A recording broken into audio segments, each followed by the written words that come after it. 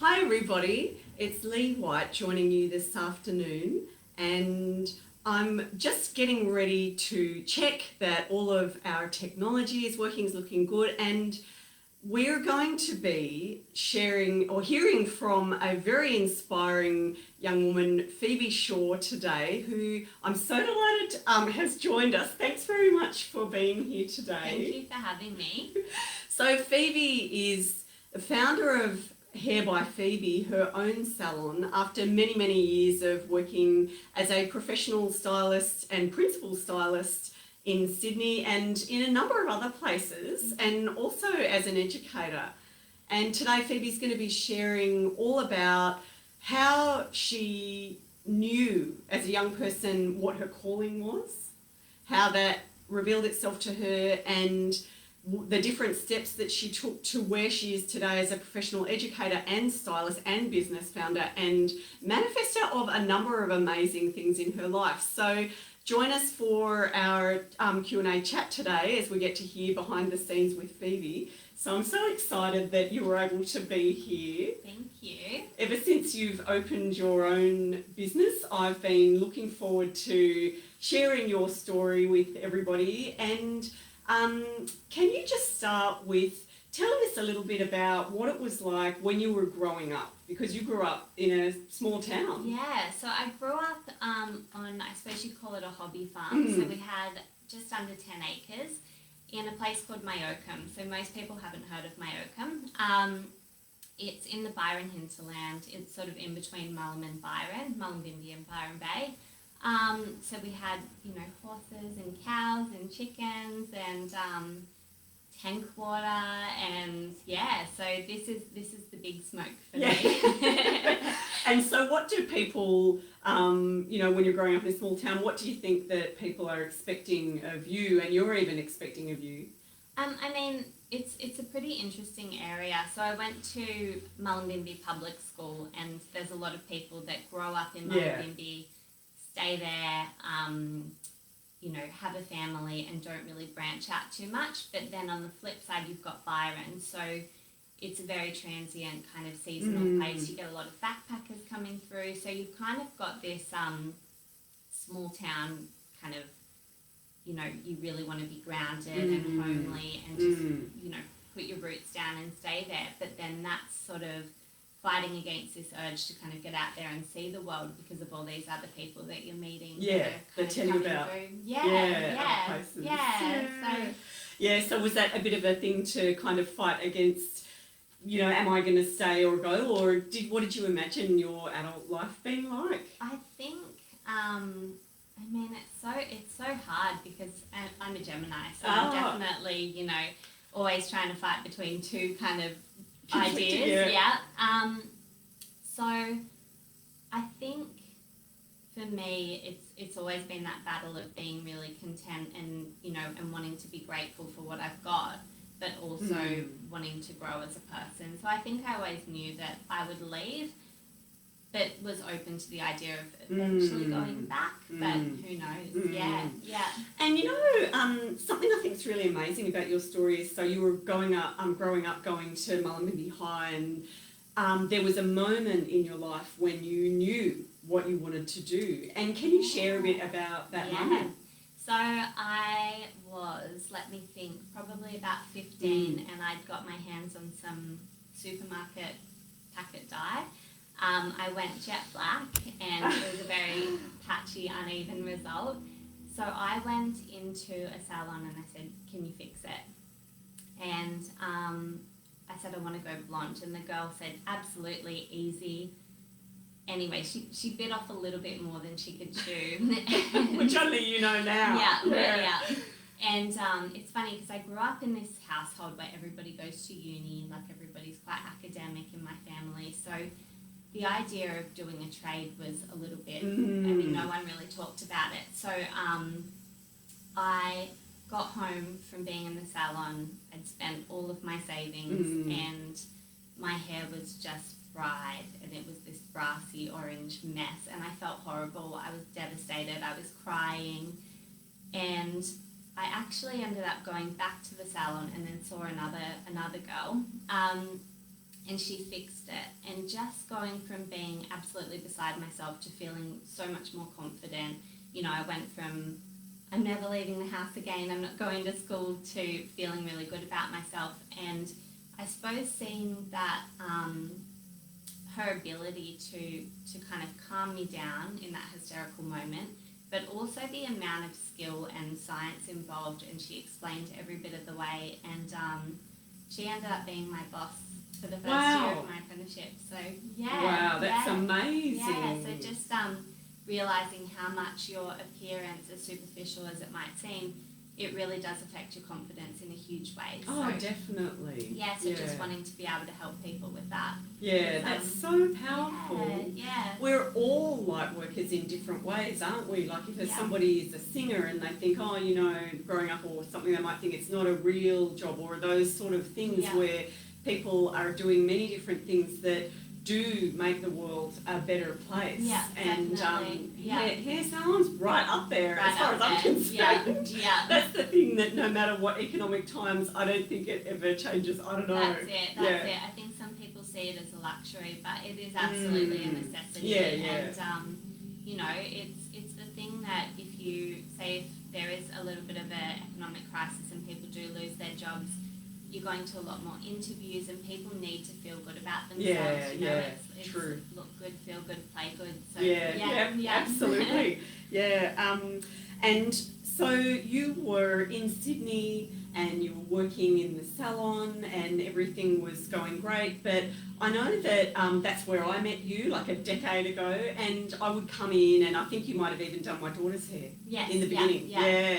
And so, you know, your expert magic wand was waved there, and I was probably talking about the growth that I was going through, which was a lot of running and getting into the physical stuff, and you know, looking for probably strength in me. And at one point I remember I had to sort of pluck up the courage to tell you I was becoming an energy healer, and it was like this confronting thing for me, because I was getting you to do my hair for the photo shoot. And absolutely. So that's it all. We began to talk about this stuff.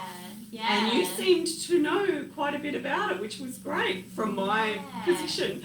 And then there came a time when you decided you wanted to have a session. Yeah. And do you want to share a bit about what was valuable on that journey? I suppose for me, there was this sort of like intuitive thing. I didn't really know a lot of, I didn't really know how to articulate myself about what I was feeling, but I think from memory I was having a little bit of a vent while I was doing your hair, as we do. One way or the other, isn't it? That's it. And I was saying, you know, I've got this friend and I just really wasn't feeling good about the friendship, and I felt like it was really affecting me. And you said, well, this is something I can help you with, come in. I had no idea what to expect. And I came in and I was like, you know, I just feel exhausted by this friendship. But I suppose we always think of, you know, we talk a lot about breaking up with romantic partners that we don't, you know, that aren't working for us, because you kind of only have one of those.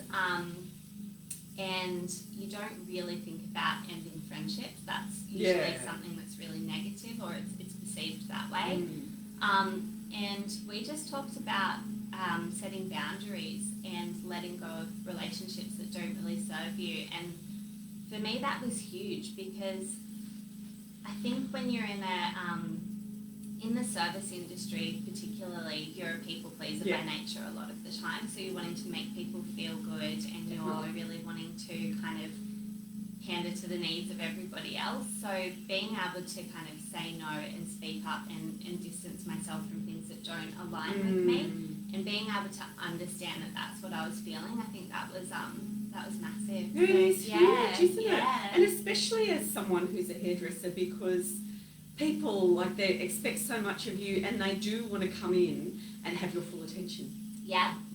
So sometimes at the end of the day you do feel a little bit, you know, you've got to, I suppose it's what you love about the job is the social aspect, and, you know, being able to be there for people, but also you need to really kind of nurture yourself and understand what your needs are at the end of the day. So if I finish work and I want to stare at a wall for 40 minutes before I answer my phone, then that's okay. Yeah, exactly. Yeah. I think that's the big misunderstanding about introversion, where people may not be super extroverted, and so they start to call themselves an introvert, and often it is just about needing to fill our cup up. Because we're happy to be there for people and that sort of thing and help people, but then needing a lot of downtime. So you love the social part, definitely. That's it. Then you need to unplug. I think that's it. I mean, I love a chat, you know me. But I suppose, so I always thought of myself as an extrovert, but it's really where you get your energy from. And for me, while I love being social, I love connecting, particularly one-on-one. Yeah. I do find that at the end of the day, I can be a little bit like, okay, I just need me time. Yeah. And so, I think it's learning that about yourself exactly. is huge. I was going to say, it's so got to be learnt. Yep, it definitely. Is. Yeah, we have these kind of ideas about what an extrovert looks like and what an introvert looks like, and it's how you. It's more about. I mean, you can't just look at someone and pick that. It's about how you feel and you know, what kind of fills your cup up, as you say. Exactly, yeah. So it's been amazing watching you alongside you in the journey, either with me in the chair or I suppose with you in the coaching chair and that sort of thing, where you started to talk about wanting something bigger, because you probably started filling up your cup and you wanted to move into something that was yours. And how did you find that path? So it was funny because I was in a job that I obviously loved for a really long time, and it was kind of this thing of I want more, but also the fear of, you know, not really wanting to step away from that. So I decided to go down the teaching route. And I think because we did talk so much about asking what you need from people, that kind of opened up a lot of doors, because it was, you know, knowing when to ask for help. So I thought, okay, I want to teach. I love explaining things. I want to do this. So teaching about hair. Yeah. So I think, you know, it was like, okay, well, how am I going to do it? How am I going to do it? And I realised that I don't know how. So that's when I phoned Kylie Dwyer, who is the founder of Elite Hair Education, and I spoke to her and I said, you know, I need help. Like, I want to know what steps to take. And so she said she was happy to mentor me, which was huge. And, you know, the fear of making that phone call was just like almost crippling. How long were you stuck in that? Well, I think a couple of days, and the more I thought about it, the more petrified I was. And then I just went, this is going to get worse. Like, I've just got to do it. And what's the worst that can happen? Yes, and I think I was almost stressing over an outcome that wasn't there, like it hadn't happened yet. So called her, we just had a chat about, you know, our philosophy around teaching and our approach to it. And by the end of that conversation, she was like, I don't want to mentor you, I want to employ you. So I ended up, you know, helping develop a few workshops, which I now teach around Australia. Where do you teach? So when it's not COVID. When it's not COVID. So the other good thing about that phone call was, you know, it obviously opened up a lot of doors, and I actually got a contract with Pure Hair Care, which is a company that I really I feel really aligns with everything that I care about in terms of environmental and sustainability. And you know, that was kind of all major cities, all capital cities, pre-COVID. The girl from Byron. Yeah, that's wow. it. Yeah. That's so amazing. Yeah. And that's what always amazed me about you was, so you were working in your job and living a normal life and everything, and I'd go come in to see you, and then you would say, and I'm going to New York next month, and I would think, how does she do all of this? So you're great at manifesting things in your life, aren't you? And you've even manifested boyfriend that you absolutely love, and your dog. That's and it. So tell me more about all of this. So, I mean, I'm worried my boyfriend's going to watch this. I don't want to give him a huge head. You know, he's pretty great. Yeah. I think we'll talk about the dog. Yeah, just to keep it clean. Keep it clean, yeah. So I just decided that I want a dog, and my family needs a dog. I used to do a lot of pet sitting, which is a lot of the time how I ended up in New York, was just finding people's cats. And then I have 2 bulldogs, Betty and Lulu, that I look after usually. 2020 happened, and obviously the family that have the bulldogs, they weren't going away, so I missed out on that. And I don't know, I just felt like with the anxiety of 2020, I was like, oh man, this is like exactly what I need. I just wanted something that, you know, there's this collective anxiety of the whole world going on, and even if it wasn't affecting you that day in terms of your schedule or your routine, the collective kind of, you know, as an empath, you really take on the world's problems. And I just thought, oh, you know what? Animals are just so good at just chilling out, just being. And I just thought this is just something I need.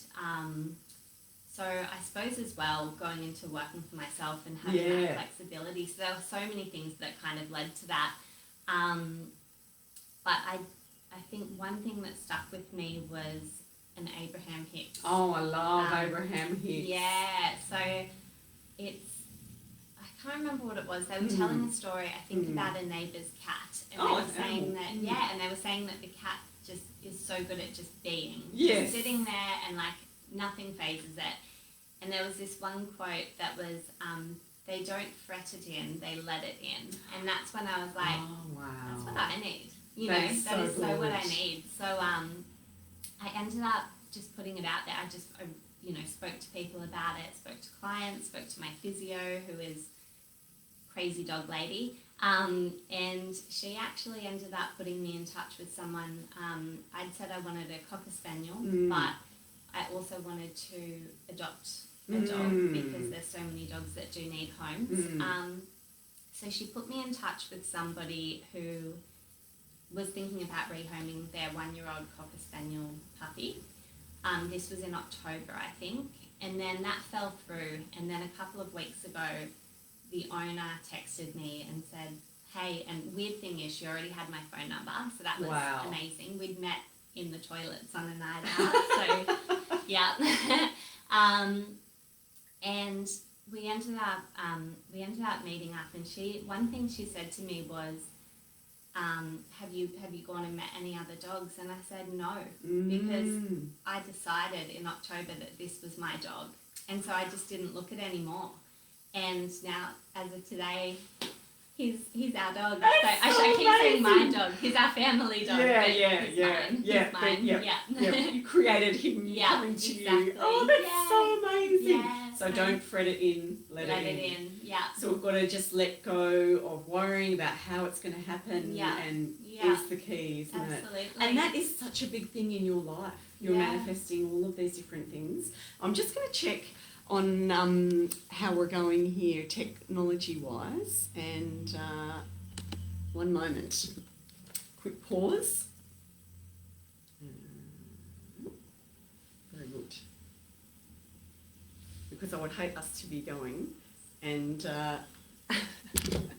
very good. So I'm glad that we're leaving you up to the technology. It changes all the time is the thing, definitely.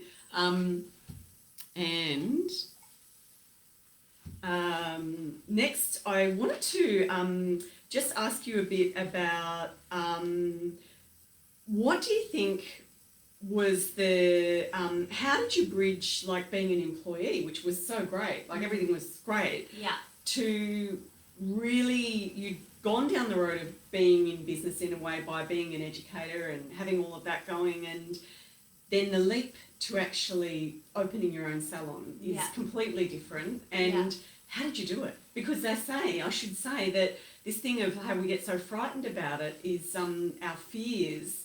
And there's that acronym of FEAR, is false evidence appearing real. And what would you say to people that want to create something? I mean, as big as that? I think I was talking to you about it before. We were talking about, so Ariana Huffington, founder of the HuffPost and all-round legend, she says that there's no such thing as multitasking. So I was kind of doing my you know, business side of things, which I was getting a lot of gratification out of, and I absolutely loved it.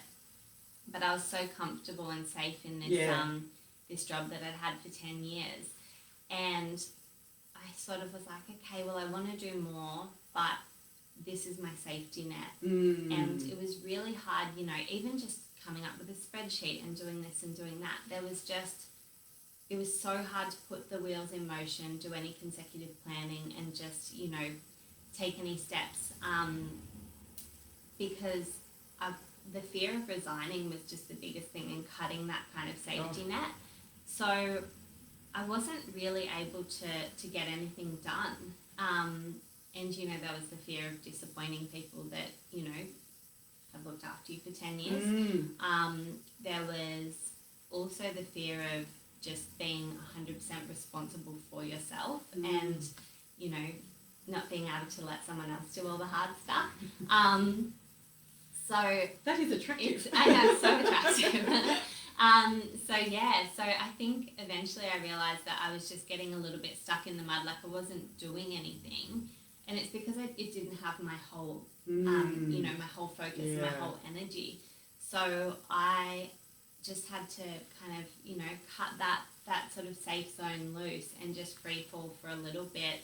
And then the rest just happens. So I think sometimes you do have to back yourself, which is terrifying. But Kylie from Elite Hair Education, she said to me, because, you know, there were moments, particularly leading up to my first workshop, where I was like, I'm going to have a panic attack.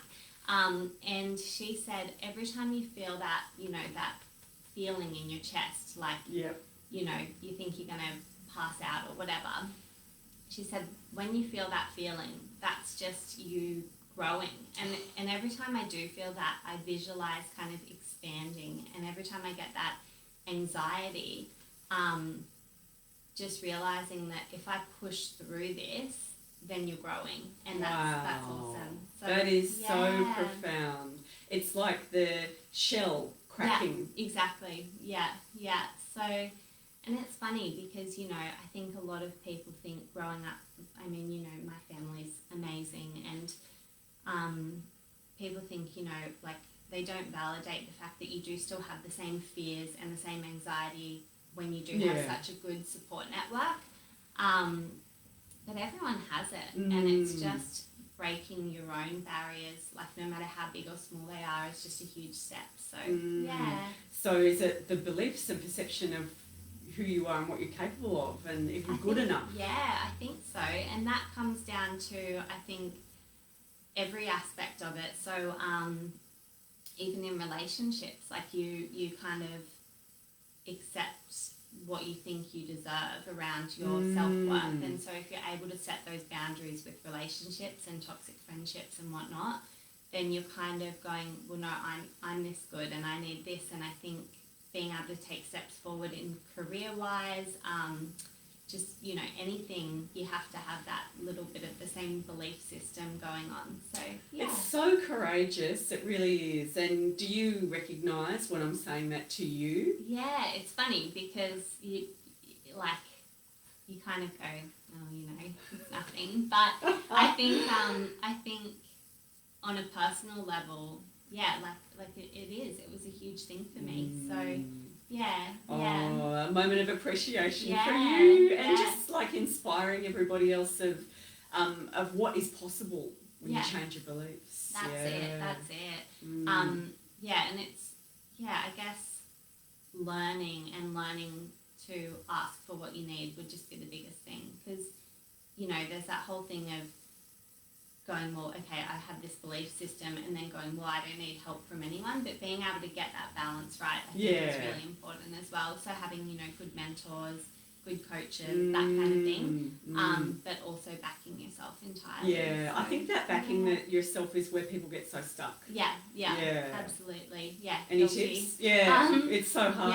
Yeah, I mean, I guess just, you know, looking to people around you that inspire you. I've been really lucky that I do have some great mentors in my life, and just, you know, thinking of those little things. For me, whenever I do feel scared, it does manifest physically. Yeah.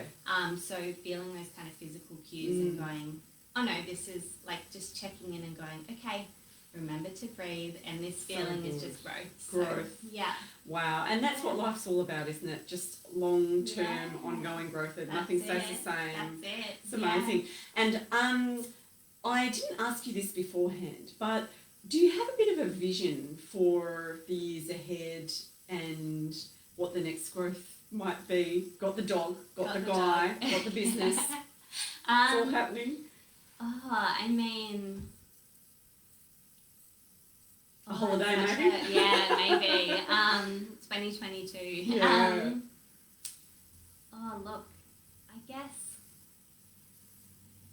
like, I mean, I have no idea, to be honest. I think you've just got to do what feels right for you in the moment. I think it's really hard for a woman as well, because you do have this thing of, you know, you kind of have to sometimes put things on hold to be able to, we have a lot more that we have to juggle in terms of, you know, creating a family and that kind of thing. So that's definitely on the cards without, It's exciting. without jumping the gun too much. That's exciting. So, that's massive. Yeah. Huge. Everything that you're working towards bringing into reality. Yeah. So it's just so inspiring. And I think that's it, is it's just setting yourself up in a way that you go, okay, well, for me, you know, yes, I felt really comfortable where I was working. Could I have had a dog? No. Could I, you know, did I have the flexibility to do, you know, more teaching? No, that sounds bad. They definitely did facilitate a lot of growth. For sure. So, but you know what I mean? It's just like creating your own story and having, when you do work for yourself, you do have a lot more flexibility because you're the boss. So if I say I have a salon dog on Tuesdays now, okay, because I'm the boss. That is so true. It's fantastic, and that freedom is what life's all about. And I think that from 2020 onwards, more than ever, everything's up for discussion, isn't it? And how people work, everything. Yeah, definitely. And it's been great, I guess. It's funny because everyone says, you know, was it a great idea to start a business in 2020? No one's going anywhere. Do you know what I mean? Like everyone's here. Everyone just needs to get their hair done, and they can do it while they're on the clock because they're all working from home. So, you know, it's like you can look at the scary side of things, or you can go, well, what's the advantage here?